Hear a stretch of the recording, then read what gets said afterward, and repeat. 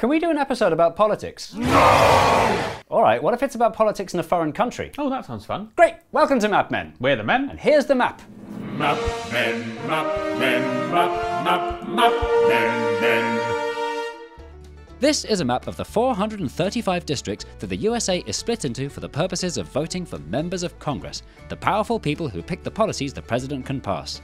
Because elections have to be fair, it's important that the map is fair. That's why every 10 years the boundaries get redrawn to make sure every district always contains, as closely as possible, the same number of people, about 700,000. Which means that this map is actually a very handy way of glancing at population density across the United States. For example, sparsely populated Wyoming has just one district and just one representative. Hello. And densely populated New York has 26. Hello. That makes sense, but if you zoom in, some of it doesn't make sense. Lots of districts have very suspicious looking shapes. Buh? Grr? Fnr? Do districts really have to be so fnr just to get the populations equal? Nope, there's something more sinister going on. And to find out what it is, we have to go back to 1812. Where are we? We're still in England, but it's 1812. Shouldn't we be in Boston? The story starts in Boston, in the office of the Governor of Massachusetts, Elbridge Gerry. With a G. With a G. There was an election coming up, and it looked like Gerry was about to lose his job. But his advisors came up with a bill that could practically guarantee a victory for their party without having to win any extra votes. All they had to do was change the map. But how does changing the map change the results? That's what Elbridge Gerry said. How does changing the map change the results? Allow us to demonstrate with the use of state-of-the-art graphics. Let's say there's a hypothetical rectangular state with two parties, the Chocolate Raisin Party and the Smarty Party. The Smarty Party is more popular, obviously. A fair result that you'd expect is 3 Smarty districts and 2 Chocolate Raisin districts. But watch what happens if someone from the Smarty Party is in charge of drawing the map. They can make it so that Smarties control every district. Smarty indeed. But, more sneakily, watch what happens if someone from the Chocolate Raisin Party is in charge of drawing the map. They can mathematically make 3 Chocolate Raisin districts and just 2 Smarty, even though there are more Smarties. Disgusting shrivelly things. But Massachusetts wasn't a perfect rectangle with voters arranged into unrealistically neat rows. Wyoming is. In order to achieve their desired results on a real map of thousands of human voters, Gerry's team would have to draw their boundaries using 2 techniques: packing and cracking. Cracking is when you break up a community of opposition voters and dissolve them into surrounding districts, making their votes powerless. A bit like giving all your dinner guests a tiny bit of vodka in every part of the meal spread across the evening, so everyone gets very, very slightly, barely detectably drunk. And packing is when you do the opposite, and pack as many opposition supporters as possible into just one district, making their votes wasted. A bit like giving all of your vodka to just one of your dinner guests, keeping everyone else completely sober except Uncle Steve.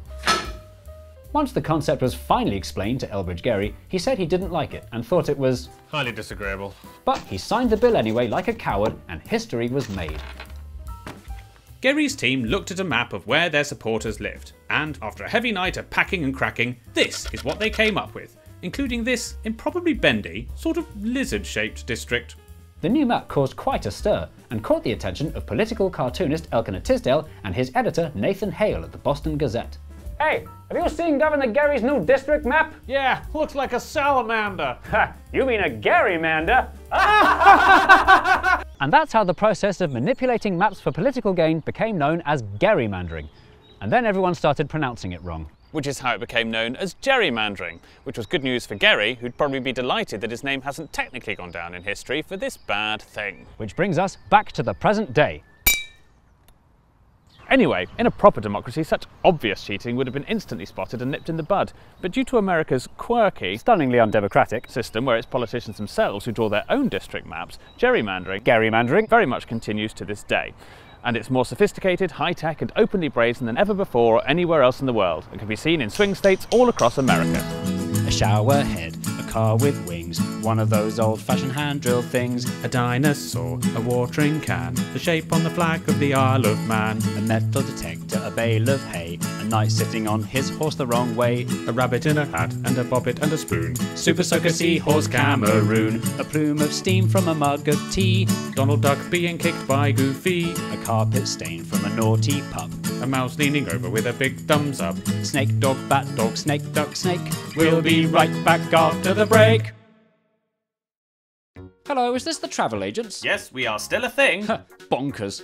I'd like a round-the-world trip, please. Ah, you want to see such famous sights as the Taj Mahal, the Pyramids of Giza, and the Belgian boy doing a wee. Better than that, I want to go to Edmonton to watch Spider-Man No Way Home on Canadian Netflix, which isn't available in the UK. Then I want to go to Aberdeen to watch 24 Hours in Tesco on UK Netflix, which isn't available in Canada. Then I want to go to Baden-Baden in Germany to get a discount not available in the UK on flights to Baden-Baden. But didn't you know you can simply achieve all this with Surfshark VPN, an app and browser extension that makes your browser think it's in another country, bypassing your own country's restrictions, allowing you to view streaming services and discounts that aren't available in your country, such as Canadian Netflix from a British computer or Belgian Amazon Prime from a Namibian computer, and so on, as well as providing security benefits by masking your IP address and encrypting your data, preventing you from being tracked by advertisers and hackers, all with just one account on an unlimited number of devices, available with a special deal for viewers of MapMen who can click the link in the description or scan this QR code and use the code MapMen to get an extra 4 months for free. Yes, I'm well aware of Surfshark. I've seen 12 adverts for it on this channel alone, and frankly, I'm getting sick of it.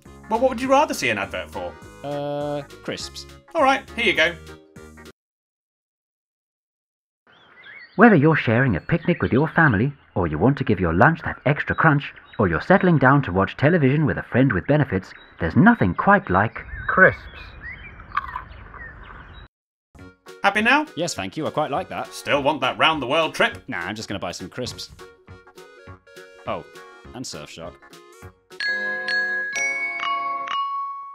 Thank you. Well, that was fun. But gerrymandering? Gerrymandering. Everyone says gerrymandering. Everyone's wrong. Gerrymandering has serious consequences. North Carolina. In the 2018 midterm elections, Republicans won 10 out of 13 seats with just 51% of the votes. Ohio. Republicans won 12 out of 16 seats with just 52% of the votes. And the Democrat Party does it too. Mar-a-Lago. Democrats won 7 out of 8 seats with just 63% of the votes. So then, why don't they just make squiggly districts illegal? Oh, if only it were that simple. Sometimes a district that looks sillily squiggly has been made squiggly for a good reason. Republican voters and Democrat voters tend to clump together with their own kind, with Republicans mostly in the countryside and Democrats mostly in big cities. This is called self-sorting, and it's only getting more extreme. The problem with self-sorting is, if your district has no opposition in it, your politician won't have to work hard, and you won't have to bother to vote. And so, to encourage healthy, competitive elections, legislators make districts squiggly on purpose, encouraging politicians to broaden their appeal and prevent politics from being polarised. Competitiveness is not the only good reason for bonkers-looking map squiggles. Take a look at Illinois. In central Chicago, you'll find the famous Earmuffs district, Illinois' 4th, which wraps around the 7th, barely holding itself together with the I-294 highway. Both the 4th and 7th districts are solid Democrat, so why in the name of all that jazz were they split this way? Members of Congress don't just make up numbers for their party. Each one is supposed to represent their community. A so-called community of interest can mean people from a certain industry, or housing type, or education, or race. For decades in America, minorities were terribly underrepresented in Congress. After much campaigning, in 1965 the Voting Rights Act was passed, which made it illegal for any state to do anything that made it difficult for minorities to get elected. Which included drawing voting districts that broke up minority communities. What this practically means is every state is now required to pack voters of the same race into fewer districts. No one wants it to be necessary, but it's the only way to make Congress reflect America's true diversity instead of its true racism. Which explains this. This is a mostly African American community, and these are 2 mostly Latino communities. So immediately we can see the problem. You can make districts compact, or you can make them competitive, or you can make them keep a community. But you can't make them all 3. That's what makes fixing gerrymandering so hard. No one can agree on which is the most important C. Which is why all attempts over the last few decades at fixing gerrymandering have produced various amounts of not much success, including, most notably, in California, with the strong support of Governor Arnold Schwarzenegger. It's time to say hasta la vista to gerrymandering. But in almost every case, any attempt to fix it has only made things worse, serving only to highlight how impossible it is to make everybody happy. Since we're not in America, it's easy for us as outsiders, living in a country whose democracy is practically perfect in every way, to tell Americans how they should run theirs. So, just in time for the next round of redistricting in 2031, here are MapMen's top tips for how the USA can fix gerrymandering. 1. Instead of giving districts boring numbers, make legislators give them actual names. The longer the name, the harder the shape will be to justify. 2. Get computers to draw your districts for you. AI is a powerful tool these days, and the robots know what's best for us. 3. Abolish geographical districts and divide the country by communities of internet.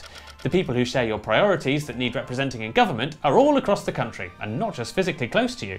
4. Increase the number of members of Congress from 435 to 435,000, so each district contains just one street. You can't say it wouldn't work.